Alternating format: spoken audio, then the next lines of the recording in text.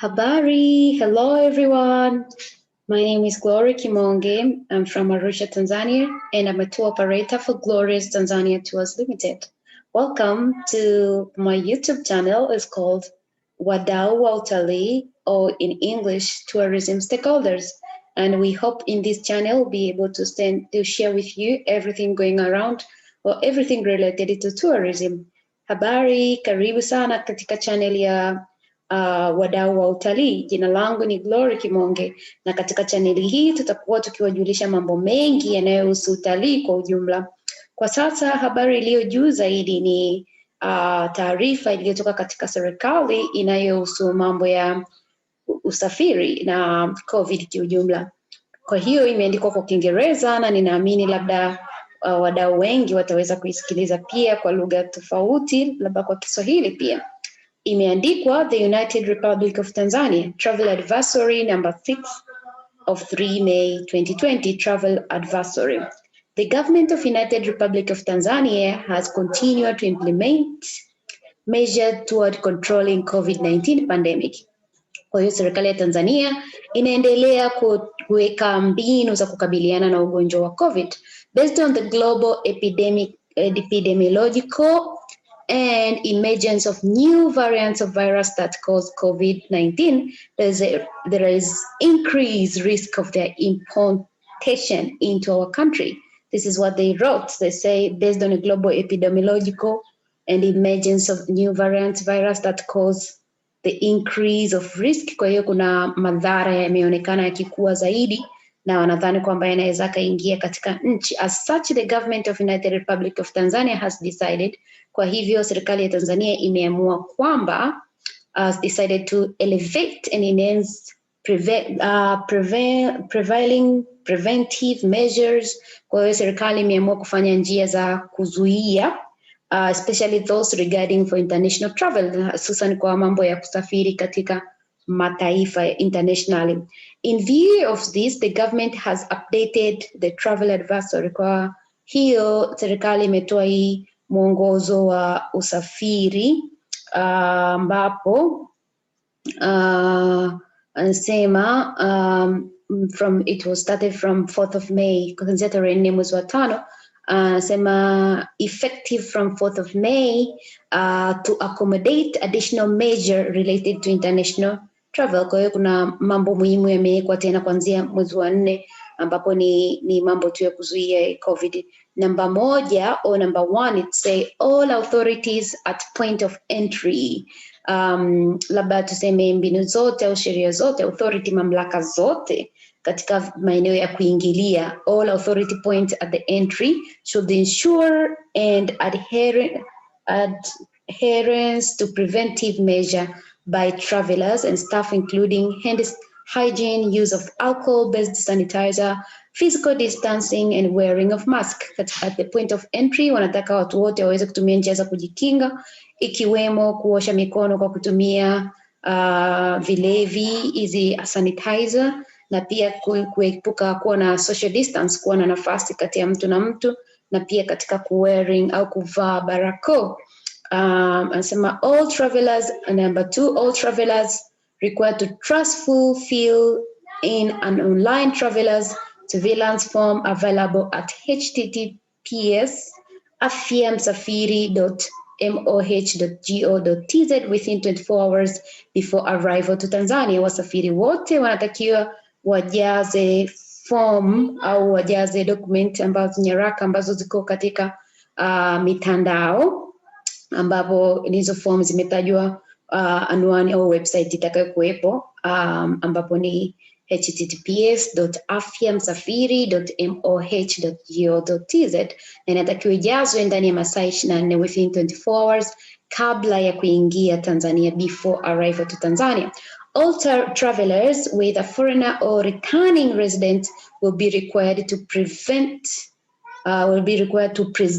a negative COVID-19 test certificate upon arrival. Nasema all traveler, wasafiri wote, whether foreigner akiwa ni mgeni or returning resident au mwenyeji anayerudi, atahitajika, will be required to present kuonyesha cheti cha ambacho ni labda umepima vya vipimo vya test of the COVID certificate wakati unaingia upon arrival. The test should be based on real-time polymerase chain reaction. Kwa test lazima iwe katika muda unaokubalika using the sample collected within 72 hours before arrival. Lazima iwe katika muda wa masaa 72 kabla ya kuingia. All travelers, whether foreigners or returning resident, wasafiri wote awe labda ni mgeni au anayerudi, anayeingia au kutoka, all traveler, foreigner or returning resident entering or leaving the country, hata ukiwa unaondoka tu, will be subjected to enhanced screening for COVID-19 infection. Kutakuwa na vipimo hivyo, including rapid tests to those arriving from the country with higher numbers, ambayo tutakuwa na lazima kuna testi vipimo vya haraka kwa wale ambao wameingia katika nchi kutoka katika nchi ambazo kwa sasa zimeathirika zaidi na ugonjwa wa COVID. The cost of the rapid test is $25 per traveler, na gharama ni $25 kwa kila msafiri. Number 5, it say all traveler, whether foreigner or return resident arriving from the country within a new COVID-19 variants based on WHO daily updates, those who have traveled through those countries in the last 14 days, regardless of the route taken, shall be subjected to rapid tests at the point of entry, followed by 14 days mandatory quarantine at their own costs. Wasafiri wote, all traveler, akiwa mgeni au mwenyeji anayetokea katika nchi ambazo zimepata uathirika virusi vipya hivi vya COVID, katika kwa muonekano wa WHO ambayo ni shirika la afya, yule wanavyo update mara kwa mara, wanavyotoa matokeo mara kwa mara.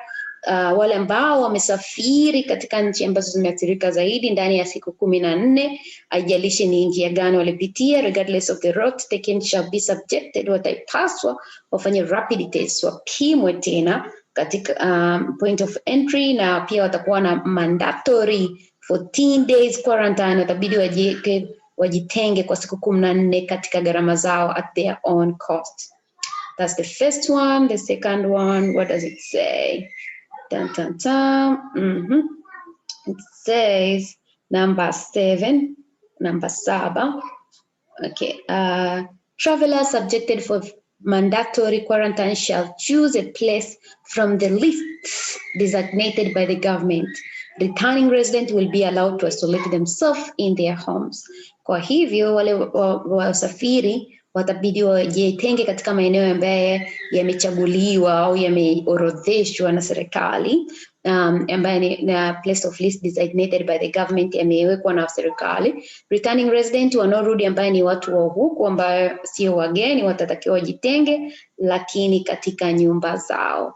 Number 7, upon arrival at the entry point, labda airport, ground crossing or port, all traveler will be provided with health information cards with toll-free numbers and advised to the self-monitor for symptoms and sign. In case they develop any symptoms and sign, they will be tested and treated at designated health facilities by the government at their own costs. Kwa hiyo katika kufika watu watapewa kadi, watapewa, nasema all travelers will be provided with health information cards with toll-free numbers ambazo advised by self-monitor. Watapewa ambapo watakuwa wanaendelea kujipima zile dalili zao, na katika kujipima kama mtu ataona na dalili zozote ataweza kutibiwa katika hospitali inayokubalika lakini kwa gharama zao. Number 9, travelers on transit in other countries more than 72 hours. Traveler transit in other countries more than 72 hours will be required to retested by rapid test upon arrival. Ikiwa kama mgeni amefika katika masaa 72 yameshapita, itabidi apimwe tena katika atakapofika. Crew members shall be required to present a valid negative COVID-19 test certificate as condition of the entry departure. In addition, they will be screened for symptoms and sign in the line within the country protocols. Kwa hiyo crew members, labda ndo wale pilot na watu wote wanaoshirikiana vitu vya ndege wanazofanya hizo huduma, watatakiwa pia waonyeshe COVID tests, ile certificate hicho cheti na kuonyesha condition of the entry and departure, maonyesha. In addition, they will be screened for symptoms, pia watapimwa kuonekana na dalili au nani yoyote. Namba 10, while in the country, all the international travelers should adhere to infection prevention and control measures such as hand hygiene, mask wearing and physical distance as deemed appropriate. Wakati wakiwa katika nchi, wasafiri wote ambao wametoka nchi ya nje lazima waweze kuwa pia wanajikinga kwa kufuata ushauri unaohitajika, labda kuosha mikono, kuvaa barakoa na pia kuwa na physical distance. Lakini pia all arrival and departure conveyances must provide advanced passenger information so as to allow the authority at the point of entry to scrutinize the manifest for possible high-risk passenger identification. Kwa hiyo all arrival departure lazima provide advanced passenger information, watoe hizo taarifa za usafiri mapema ili kuruhusu mamlaka kuzifuatilia kwa muda ambao unahitajika nadhani. Alafu namba 12, pilot, captain, driver and in command of conveyance should prior to an arrival submit health authority at point of entry. Wanatakiwa submit health authority at point of entry, dual field coverage health declaration form, health part general declaration, maritime health declaration, ground transport vehicles health declaration form. So the crewman, pilot, captain, driver, they have that health declaration form they have to submit.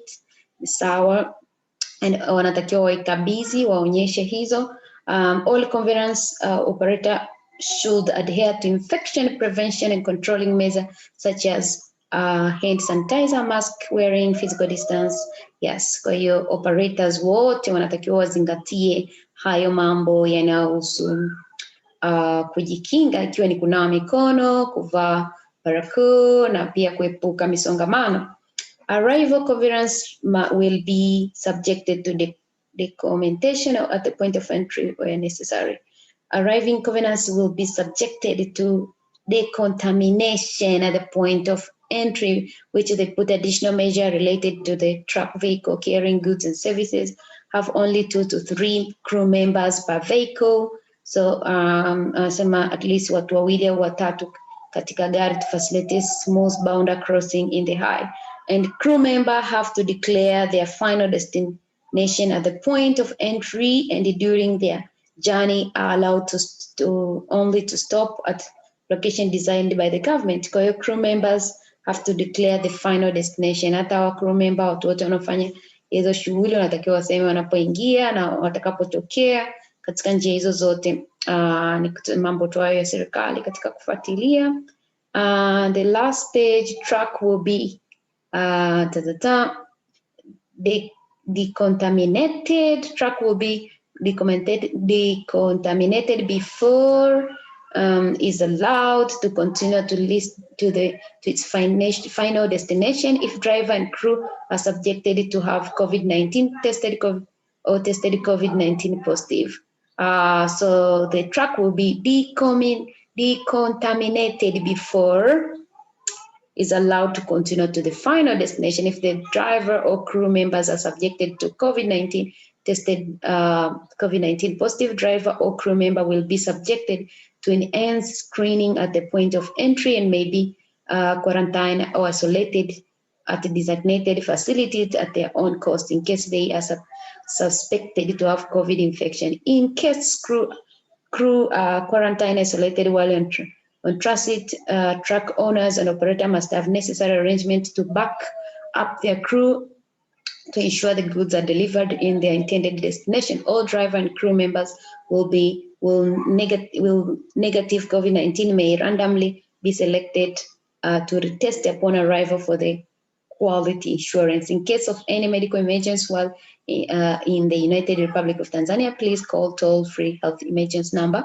199. Kwa hiyo hapa tunaona madereva na crew member pia watakuwa wanapimwa katika maeneo yao ambayo wanaingia kufanya shughuli zao, na ikijulikana kama ameathirika, kwa hiyo atawekwa katika isolation, atatengwa, na inashauriwa pia watu wote ambao ni wamiliki wa biashara hizo kuandaa watu ambao wanaweza kuwapeleka kwa muda, the backup, waweze kupeleka watu wengine kwa muda. Nadhani tunashukuru kwa hili, lakini tusiogope. Tanzania ni nchi huru, Tanzania ni nchi salama. Ninaamini kwamba haitakuwa very strictly, lakini itakuwa imejali na nina nia njema kabisa ya kutukinga. Kwa hiyo ninasema, do not be afraid, do not scare. Tanzania is peaceful. It won't be very strictly, but it will just, it's for our own good and for just to prevent others and preventing ourselves. But yes, it's better to follow, and we are appreciating the government to put this clear. Thank you very much for listening, hoping to share more about tourism, hoping to share more about what is coming up. Sorry for my English because it's very small, as I can read those posts. Somehow they don't seem very clear. I don't know if you can see over there, but we'll share more. Sidhani kama mtaona, samahani pale ambapo nilichelewa kutoa taarifa au sikuitafsiri pasavyo kwa sababu pia maandishi ni madogo. Asanteni sana na ninatumaini mtaangalia nyingi zaidi. Kwaheri, karibuni sana katika wadau wa utalii, tourism stakeholder.